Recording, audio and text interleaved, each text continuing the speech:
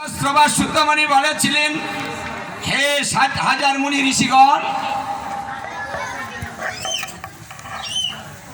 কলির মানুষের স্বভাব হবে পরনিন্দায় পরচর্চায় সদায় থাকবে রত। নিজের দোষ দেখবে না, পরের দোষ দেখবে।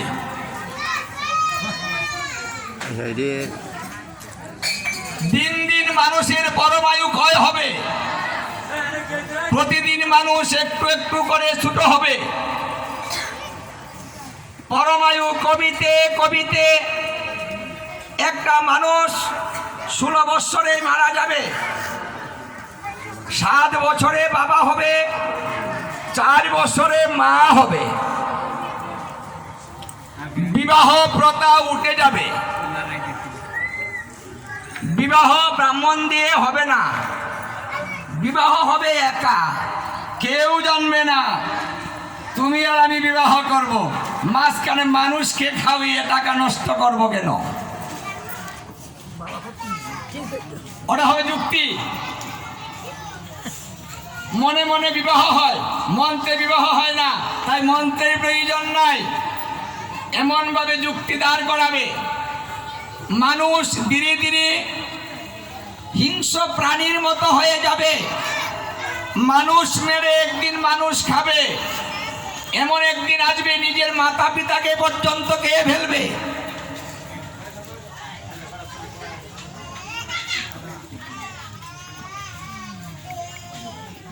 মানুষের লজ্জাবোধ থাকবে না, মমতাবোধ থাকবে না।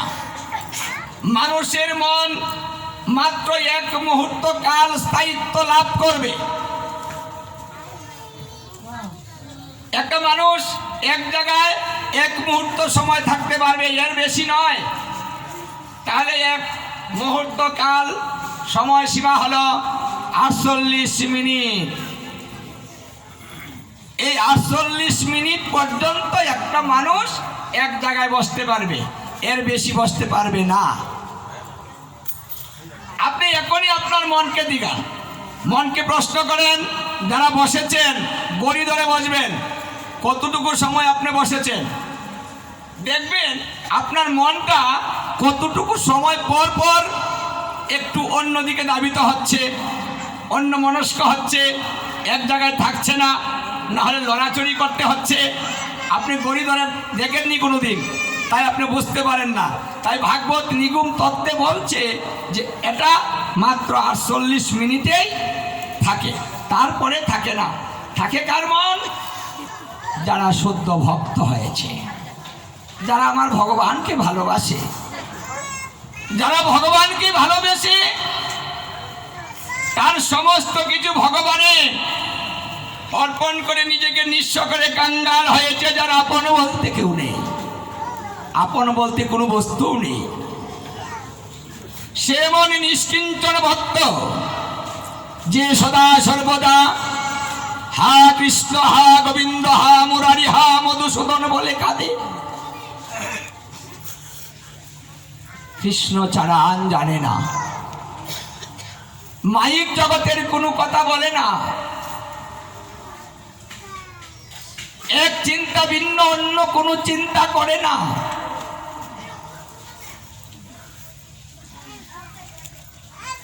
সেই ভক্তের কোনো সময় নেই, 24 ঘন্টায় আমার ভগবানের চিন্তায় মগ্ন থাকে।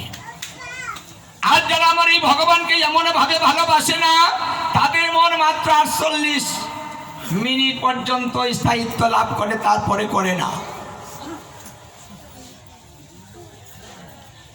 হে মুনি ঋষিগণ, এই কলিজীব যত গণায়িত হবে,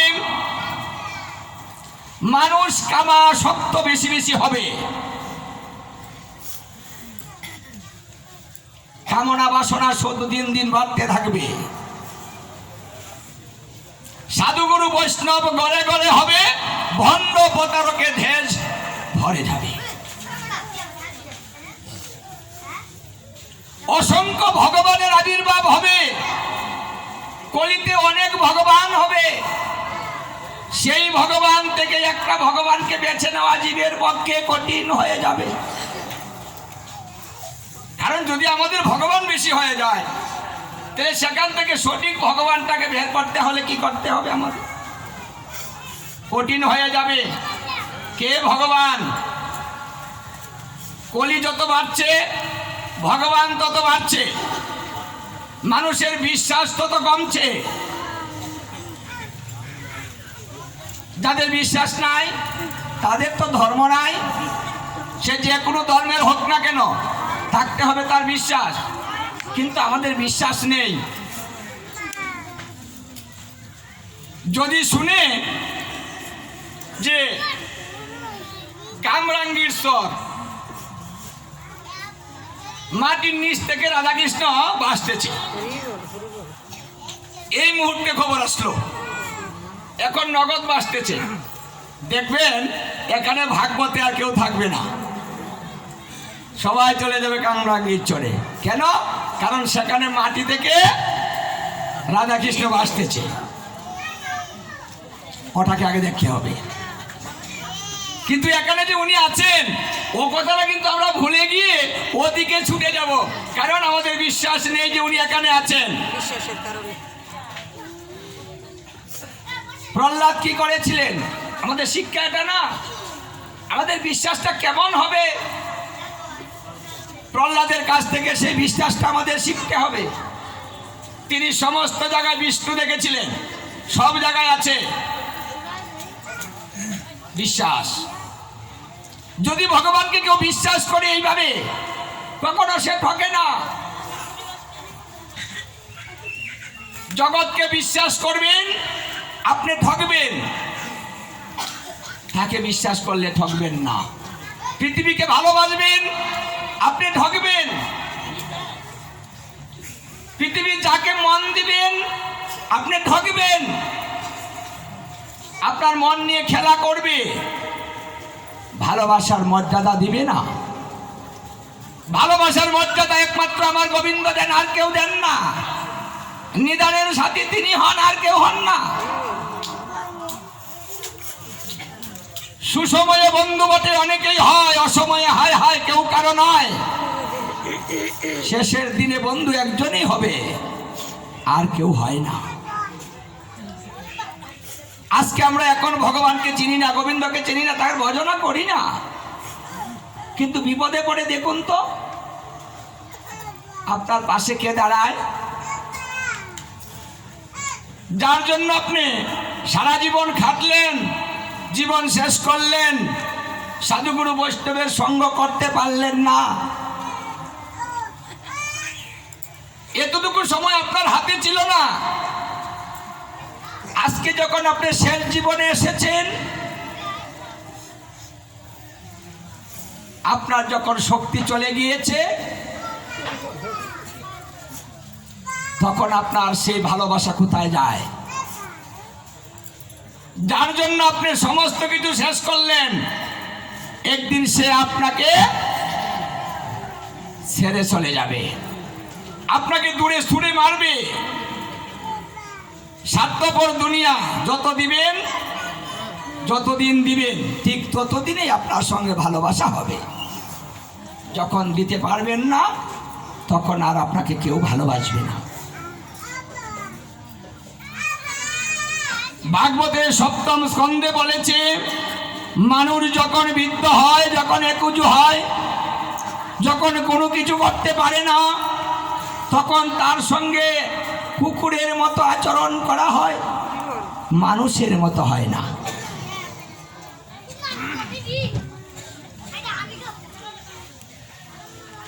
হায় রে সংসার, সংসার আপনাকে কি দিয়েছে? জ্বালা, যন্ত্রণা, ব্যথা, বেদনা, এর চাইতে বেশি কিছু কেউ পাননি। যারা সংসার করতে করতে অক্লান্ত পরিশ্রম করে শেষ জীবনে চলে এসেছেন, তারা এখন কি পেয়েছেন? আপনি কি পাবেন? তুমি আমার জন্য কিছু করনি, এটা পাবেন। আমার জন্য কি রেখেছ, এটা পাবেন। এই তুমি চুপ করে থাকো, কথা বলবো না, এইটা পাবেন।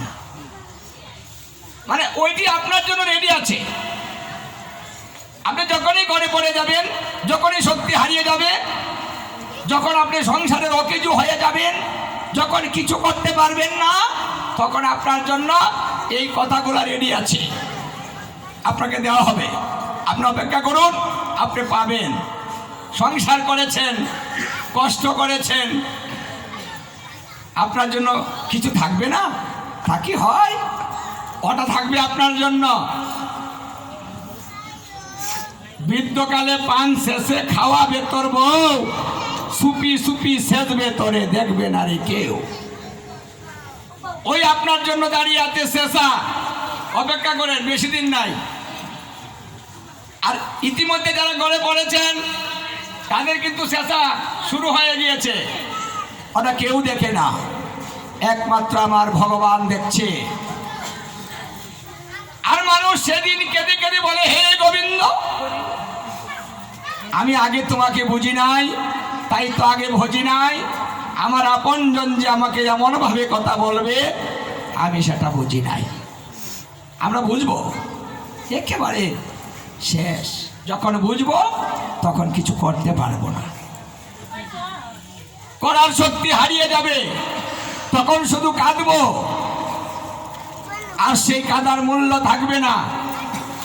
আজকে যদি আপনি বৃন্দাবনে কাটেন, বৃন্দাবনে কাটিয়ে যদি দু ফোঁটা নয়নের জল ফেলেন, তাহলে আমার গোবিন্দ বললেন, আমি সেই ভক্তের দু ফোঁটা নয়নের জলের দাম দিতে গিয়ে নিজেকে বিক্রি করে দিব, আমি তার কাছে দাস হব।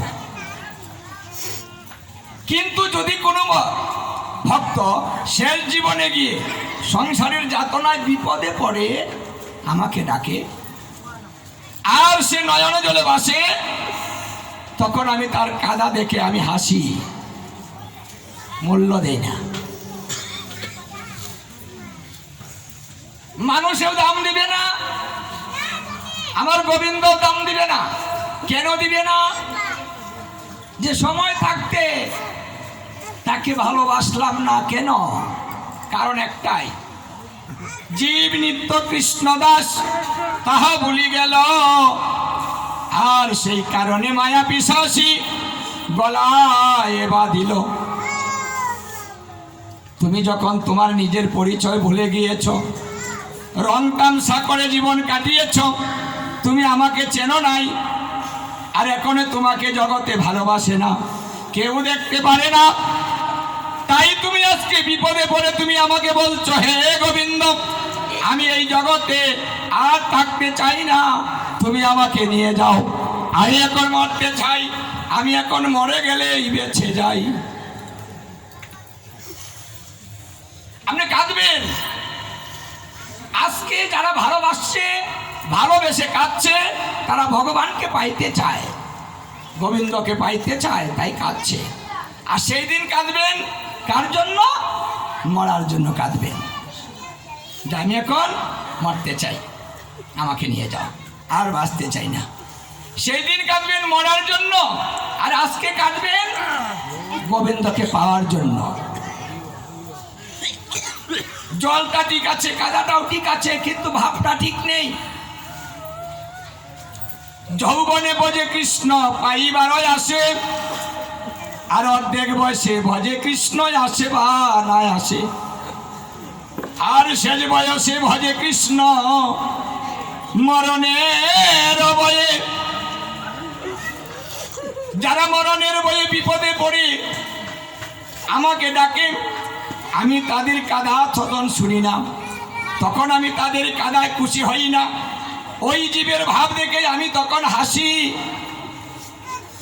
ওরে জীব, তুই আমাকে বলেছিলে একটা, করেছিস আরেকটা। তুই কথা দিয়ে কথা রাখিসনি।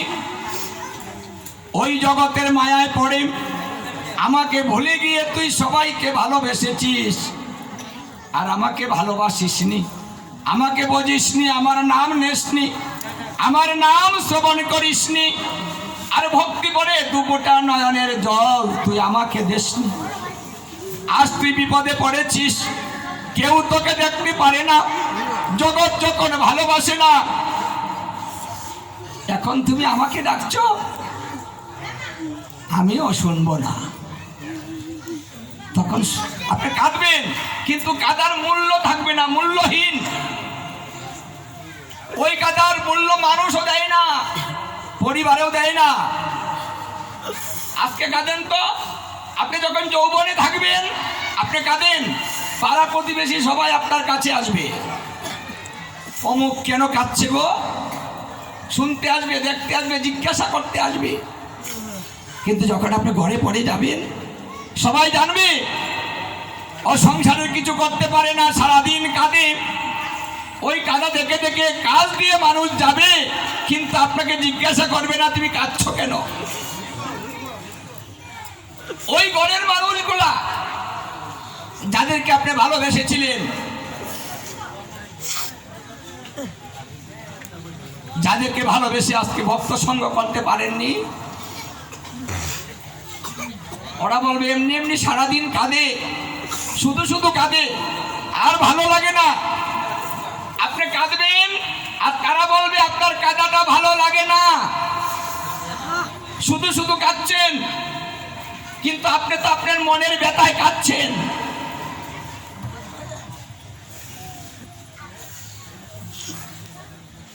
এই জন্য শাস্ত্রে বলছে এখনো তোমার সময় আছে, যেটুক সময় আছে এইটুক সময় তুমি আমার পিছে ব্যয় করো।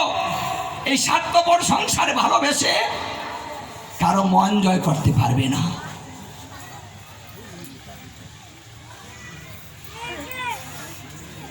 আমরা কত বড় স্বার্থপর।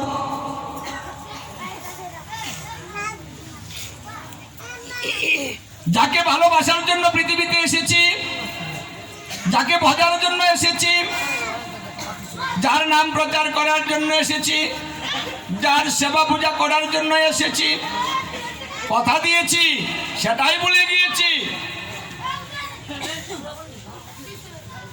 জীব বলায় পটু কাজে কম, নিজে হয় নিজের জম। আমরা প্রত্যেকটা মানুষ দুঃখ পাই নিজের কারণে, অন্যের কারণে নয়। কেউ কাউকে দুঃখ দেয় না, নিজের কর্মফল তাকে দুঃখ দেয়। এই সংসার একদিন জলে জলাকার হয়ে যাবে, সমস্ত কিছু ধ্বংস হয়ে যাবে। এই যে সংসার সকলই অসার, হইবে একদিন জলে জলাময়। এই যে সংসার, শাস্ত্রে বলছে স্বর্গলোক, শিবলোক, ব্রহ্মলোক সমস্ত কিছু জলে ডুবে যাবে।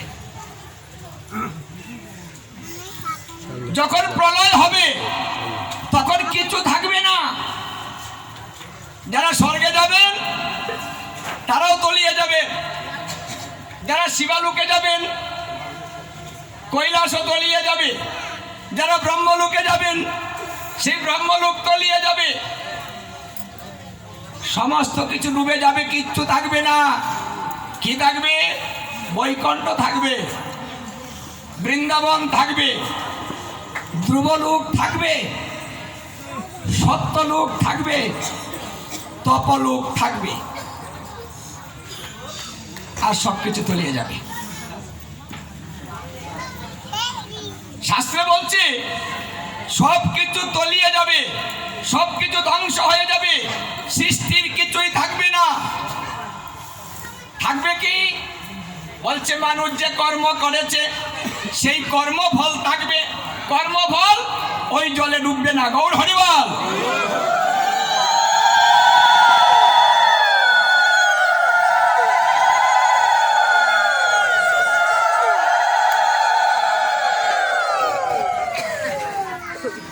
কত বড় জিনিসটা একটু ভেবে দেখেছেন? সব কিছু তলিয়ে গেলেও কর্মফল তলাবে না। কর্মফলে কি করাবে? বলছে এই কর্মফলে তোমাকে আবার জন্ম দিবে। কর্মফলটা কেমন হবে? জলে জলাকার হয়ে পৃথিবী কতদিন থাকবে? বলছে ব্রহ্মার যখন সন্ধ্যা হবে, সন্ধ্যা সম প্রলয় হবে, সেই প্রলয়ে সমস্ত কিছু তলিয়ে যাবে। 432 কোটি বৎসর জলে জলাকার থাকবে পৃথিবী, জল ছাড়া কিছু থাকবে না। 432 কোটি বৎসর ব্রহ্মা ঘুমাবেন, ব্রহ্মার রাত। যেমন আমাদের প্রতিদিন দিন হচ্ছে রাত হচ্ছে, ঠিক ব্রহ্মার প্রতিদিন দিন হচ্ছে রাত হচ্ছে। পার্থক্য হলো এই, ব্রহ্মার একদিন আর আমাদের 432 কোটি এক সমান। আমাদের এক রাত্র মানে ব্রহ্মার এক রাত্র আমাদের 432 কোটি বৎসর, তাহলে 864 কোটি বৎসরে ব্রহ্মার দিন এবং রাত। তাহলে দৈনন্দিন প্রলয় মানে প্রত্যেক দিন প্রলয় হবে। ওই 432 কোটি বৎসর যেদিন শেষ হবে সেই দিন পৃথিবী জলে জলাকার হবে, তার আগে হবে না।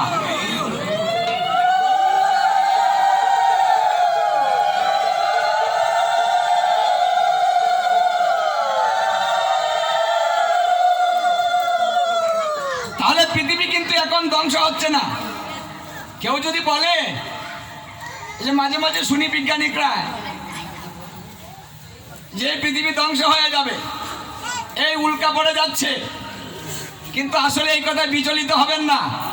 কারণ পৃথিবী কবে শেষ হবে, ধ্বংস হবে, ওটা শাস্ত্রে লিপিবদ্ধ আছে। বিজ্ঞান কিন্তু ভ্রান্ত হতে পারে, কিন্তু শাস্ত্র কখনো ভ্রান্ত হতে পারে না, সেটা অভ্রান্ত। শাস্ত্র যা বলেছে তাহাই সত্য, বিজ্ঞান যা বলছে সেটা হতে পারে। বিজ্ঞান কিন্তু বলছে হতে পারে, হবে কথাটা বলতে পারে না। শাস্ত্রে বলেছে হবে। তাহলে কোনটা ঠিক? বিজ্ঞান ঠিক। আমাদের ভাগবত হচ্ছে একটা মহাবিজ্ঞান।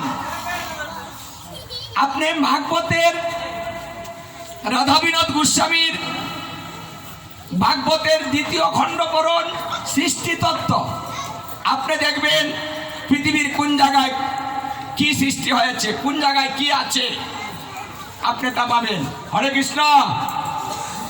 বিজ্ঞান কিন্তু এখান থেকে শাস্ত্র থেকে রিসার্চ করছে, তারপরে তারা গবেষণা করছে। আমাদের ভাগবত বলছে অনন্ত কোটি ব্রহ্মাণ্ড আছে। এক সময় বিজ্ঞান বলেছিল অনন্ত কোটি ব্রহ্মাণ্ড হতে পারে না, বিজ্ঞান স্বীকার করলো না। তাই বলে বিজ্ঞান থেমে রইল না। কথাটা কেন বললো দেখি তো, খুশ করে তারা চালাইতে লাগলো।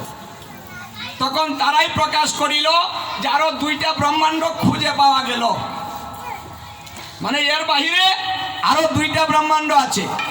আর যে 2টা ব্রহ্মাণ্ড আছে সেই 2টা ব্রহ্মাণ্ডের আকৃতি আমাদের ব্রহ্মাণ্ডের চাইতে অনেক বড়। আমাদের সূর্যের চাইতে ওই ব্রহ্মাণ্ডের সূর্য 2 গুণ বড়। তাহলে ওই ব্রহ্মাণ্ড আরো অনেক উন্নত। তখন কিন্তু বিজ্ঞান স্বীকার করেছে যে তাহলে আরো আছে। 2টা যখন পাওয়া গিয়েছে তাহলে কিন্তু আরো আছে। তাই শাস্ত্রে বলেছে অনন্ত কোটি ব্রহ্মাণ্ড, অনন্ত কোটি ব্রহ্মাণ্ড। এখানে আমাদের বিশ্বাস। তাহলে দেখুন, আপনি যদি ভাগবতে আসেন, ভাগবত অধ্যয়ন করেন, কি হলো? হ্যাঁ দিছে রে হারাই দিছে হ্যাঁ লুকো না হ্যাঁ ওরা গেল কই?